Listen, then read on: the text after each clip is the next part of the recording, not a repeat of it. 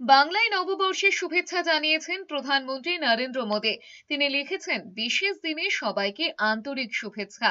প্রার্থনা করেছেন আগামী বছর সবার সব কামনা পূরণ হোক, আনন্দ ও ভ্রাতৃত্বের চেতনা সদা বিরাজমান থাকুক।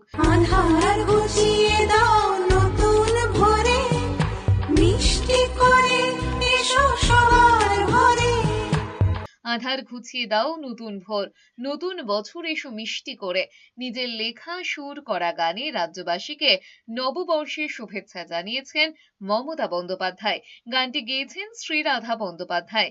তিনি জানিয়েছেন, নববর্ষ উপলক্ষে সবার সঙ্গে তার লেখা এবং সুর করা এবং শ্রীরাধা বন্দ্যোপাধ্যায়ের গান শেয়ার করেছেন। নতুন বছরে সবাইকে অভিনন্দনও জানিয়েছেন।